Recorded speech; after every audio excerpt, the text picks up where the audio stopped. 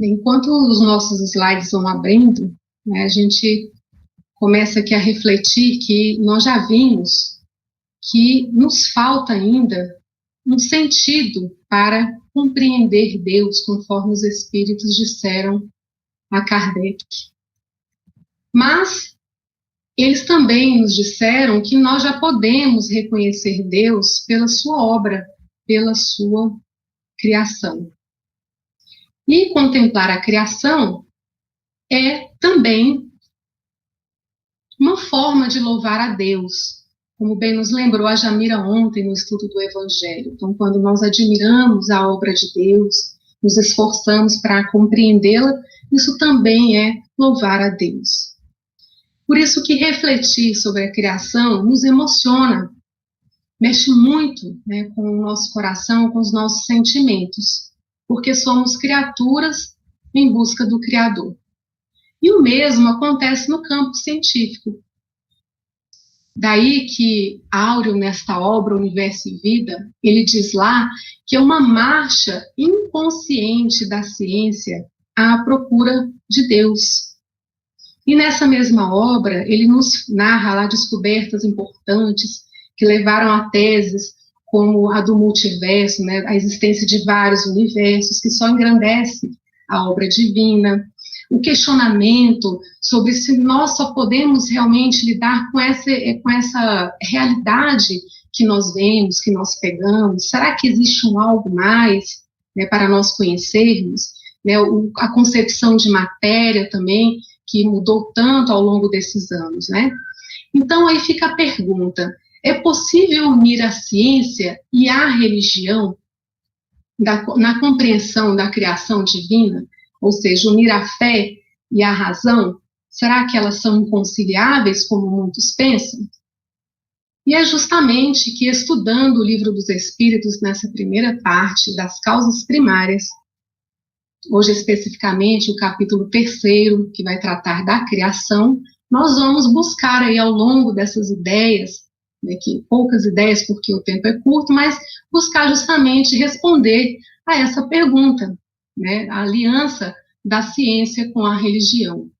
Então Kardec vai fazer perguntas e os espíritos vão responder conforme a ciência da época e os termos que eram usados também naquela época, sobre a formação dos mundos, a formação dos seres vivos, o povoamento da Terra, vai falar sobre Adão também, a diversidade das raças humanas, a pluralidade dos mundos e, finalmente, considerações e concordâncias bíblicas no tocante à criação. E Kardec desenvolveu toda essa primeira parte numa outra obra da codificação, a Gênese, e demonstrou então que era um homem realmente muito à frente da sua época. É realmente impressionante a forma como ele raciocina, como ele nos leva a pensar sobre esses assuntos. Então vamos lá, o universo. Nós vimos na semana passada, né, o Márcio colocou aqui para a gente, de uma forma bem didática, né, bem esmiuçada, que há dois elementos gerais do universo, dois princípios constitutivos do universo. O elemento inteligente, né, o espírito, que é entendido como o elemento, e não como o espírito com E maiúsculo, como se diz, né, o ser consciente. Aqui é o espírito com E minúsculo, né, o elemento espiritual. Há também o elemento material, né, a matéria, Deus, acima de tudo, né, a inteligência suprema, a causa primária de todas as coisas, e para que o espírito atue sobre a matéria, ele precisa do fluido cósmico universal. Então, esse fluido cósmico universal é necessário o concurso dele para que o espírito atue sobre a matéria. E esse fluido ainda é, então, a substância primitiva, né, que sofre as modificações e as diversas combinações que vão dar origem à variedade de tudo que a gente conhece e também daquilo que a gente ainda não conhece, que a gente ainda não consegue detectar. Aí Kardec afirma lá para nós em A Gênese: estando o mundo espiritual e o mundo material em incessante contato, os dois são solidários. Ambos têm a sua parcela de ação na Gênese. Sem o conhecimento das leis que regem o primeiro, tão impossível seria constituir-se uma Gênese completa. E aí Kardec vai começar lá esse terceiro capítulo falando para nós que o universo abrange a infinidade dos mundos visíveis e invisíveis. O mundo espiritual também faz parte da criação, afirmou Kardec lá em A Gênese, né?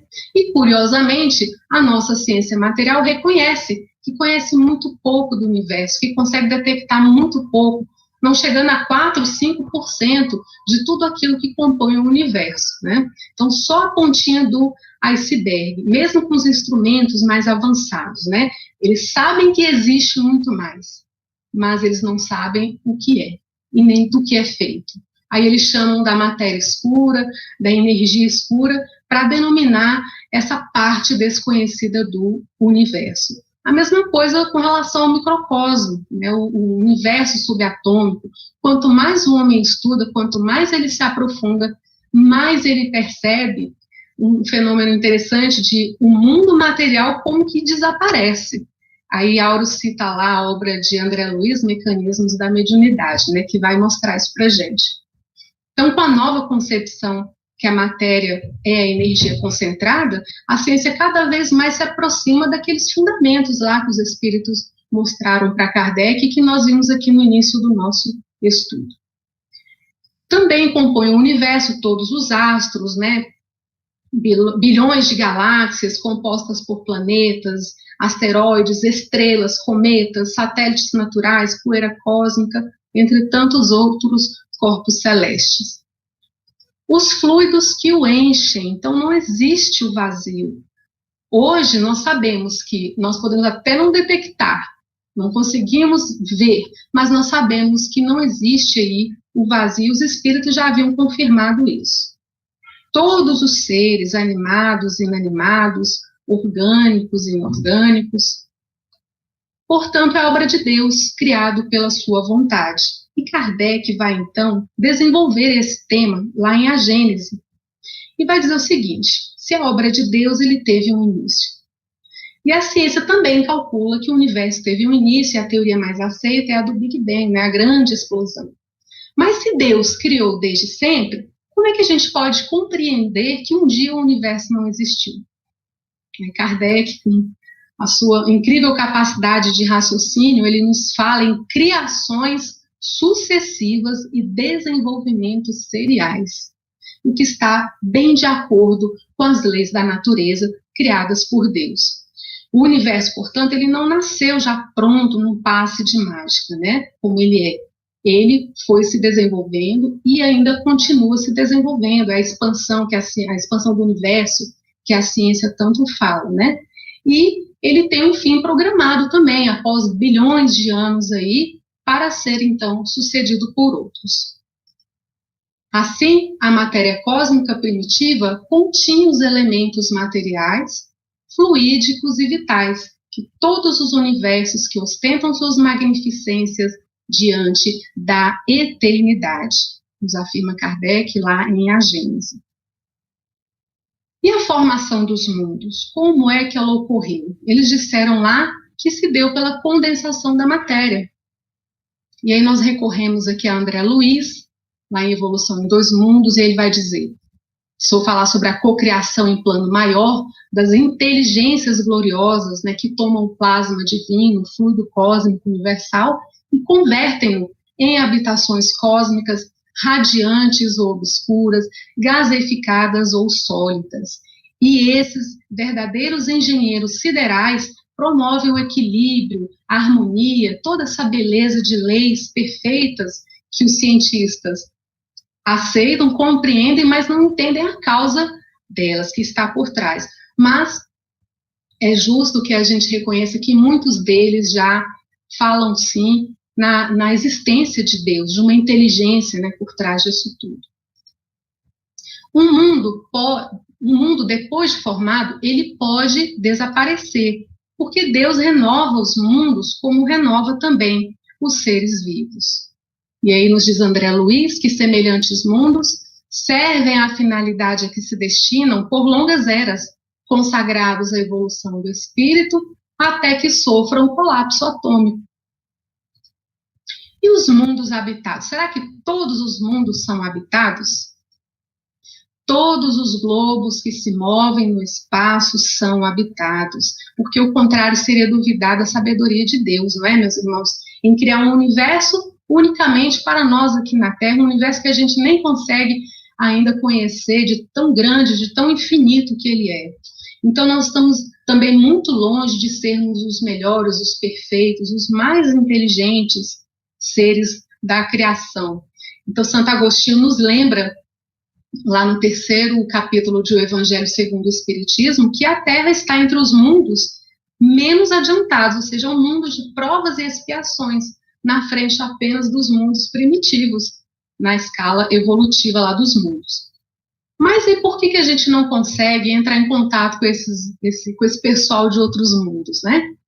Porque a gente ainda não merece, meus irmãos. E Áureo nos fala sobre isso, que nós ainda precisamos desenvolver o nosso senso moral, viver, aceitar o Evangelho de Jesus, que é a condição para que nós possamos, então, dar esse passo adiante na nossa relação com os outros habitantes aí da nossa comunidade cósmica. Então, nós somos ainda seres, em geral, predadores, de baixo senso ético e moral, e por isso o governo espiritual da Terra ainda não nos autoriza nesse avanço, né? Basta ver o que nós, mesmo entre nós aqui, nós fazemos uns com os outros, né? Os países uns com os outros. E a constituição física desses mundos diversos não se assemelha. E atualmente se fala em colonizar Marte. Tem até algumas expedições já em andamento, né, para aquele planeta, para colonizá-lo. Né? Porque para nós é como se fosse um planeta desabitado. Aí a gente lê o relato de Humberto de Campos, na obra Novas Mensagens, e também da mãe de Chico, Espírito Maria João de Deus, lá em Cartas de uma Morta, e a gente fica maravilhado, né? Ambas as obras psicografadas pelo Chico, e a gente fica maravilhado com a evolução de Marte, né? E eles nos observam de lá e lamentam ainda nosso estado de rebeldia, né? Como se nós fôssemos aqueles vizinhos ainda tão problemáticos. E os habitantes? Será que eles possuem organizações diferentes? Mas será que eles possuem pelo menos uma forma? Alguns relatos na literatura espírita mostram que ao menos pode, na forma, eles serem parecidos com a nossa forma humana aqui. Mas essa organização dos corpos, inclusive do próprio perispírito, é aquela adequada ali aos fluidos do ambiente do mundo onde eles se encontram. E os seres vivos? Será que a vida surgiu por acaso ou existe uma vontade superior? Bom, se a gente olhar do ponto de vista material, parece que foi espontâneo, né? Então, nós sabemos que os seres, eles evoluíram bastante, né? A aparência de hoje é bem diferente, a gente vê aí na tela, né? Esses bichinhos bonitinhos de hoje, eles não foram sempre assim. E a ciência ainda possui muitas lacunas sobre essa transição, sobre essa evolução das formas. Aí André Luiz vai falar para a gente sobre os elos desconhecidos da evolução. Por quê? Porque a evolução das formas, ela aconteceu não somente aqui no plano físico, ela aconteceu também no plano espiritual. E isso, então, preencheria essas lacunas que a ciência ainda não preencheu, ainda, né? Então, nós vamos ver lá na obra, no Livro dos Espíritos, que no começo tudo era o caos. Pouco a pouco, cada coisa tomou o seu lugar, apareceram, então, os seres vivos, sempre compatíveis com o ambiente que havia na época. Mas aí vem a pergunta, de onde vieram? A Terra lhes continha os germes. Então, que os elementos orgânicos que originaram os germes, eles estavam aonde? Estavam em estado fluido em outros planetas ou no espaço, aguardando, então, até o momento em que fosse a hora de virem aqui para o planeta, disseram os espíritos a Kardec. E mais detalhadamente, André Luiz, em Evolução em Dois Mundos, Emmanuel em A Caminho da Luz, eles vão explicar para a gente lá em pormenores como isso aconteceu. Mas, em breves palavras, os espíritos co-criadores, colaboradores do Cristo, eles envolveram o planeta como uma nuvem de forças cósmicas, formando, então, o protoplasma, ou a geleia cósmica, né?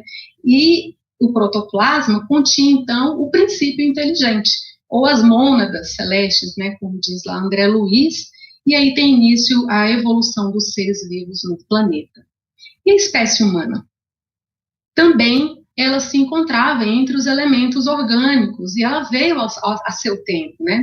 A ciência já confirma para nós que o homem, na sua forma atual, o Homo sapiens, ele não apareceu também de uma forma mágica, milagrosa, instantânea no planeta, né?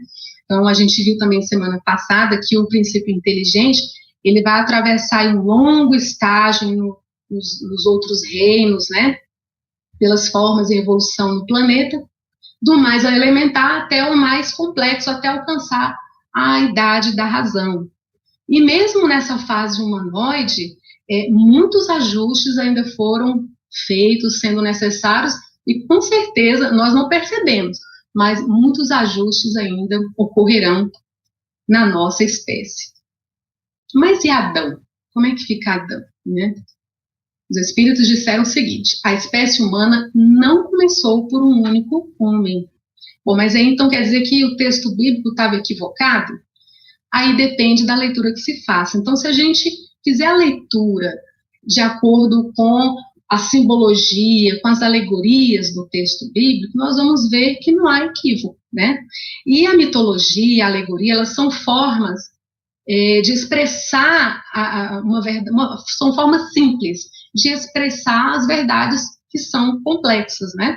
Fazem parte ali do imaginário coletivo dos povos, vão sobrevivendo ali no tempo, até serem desvendados pelas mentes mais maduras, como nós hoje já temos condições, né? E aí Kardec, desenvolvendo o assunto lá na Gênesis, ele vai dizer que Adão simboliza a raça adâmica, composta por espíritos vindos de outra esfera.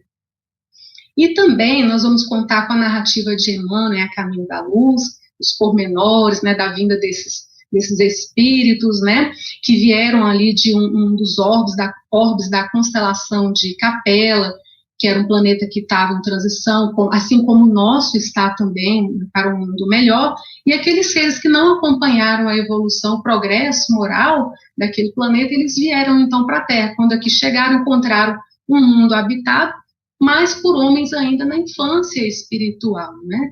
E aí a gente desvenda então o mito do paraíso perdido, que é tão presente em tantas culturas, né, no consciente coletivo de tantos povos, né? Se a gente for estudar a história deles, a gente vai ver que é uma intuição bem presente, a do paraíso perdido.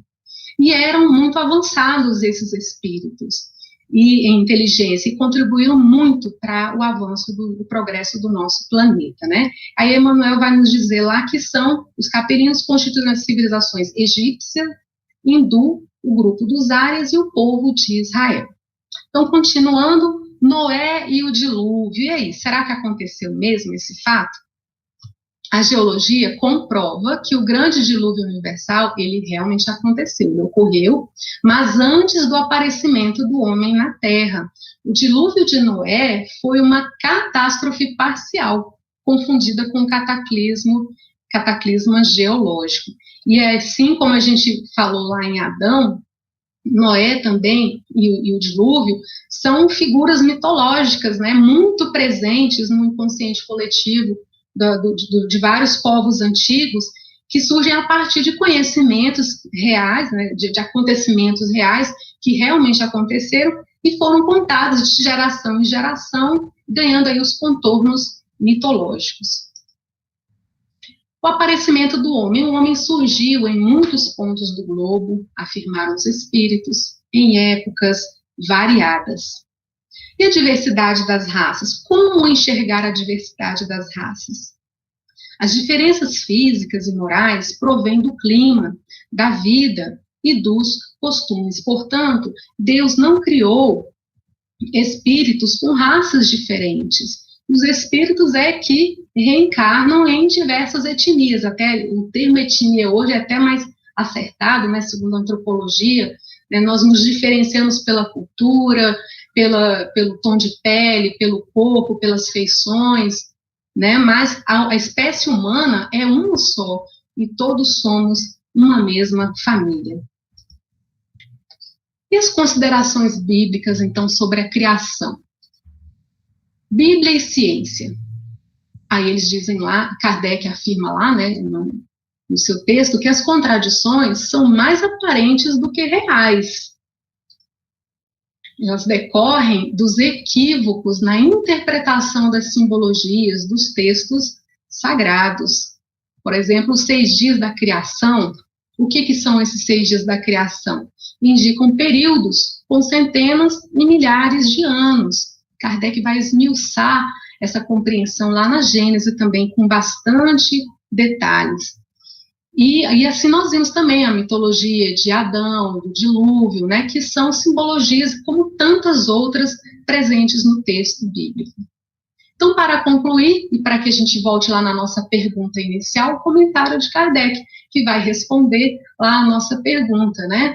Se nós podemos conciliar ciência e religião. Aí ele diz que a ciência, longe de depreciar a obra divina, nola mostra sob aspecto mais grandioso e mais acorde com o poder de Deus.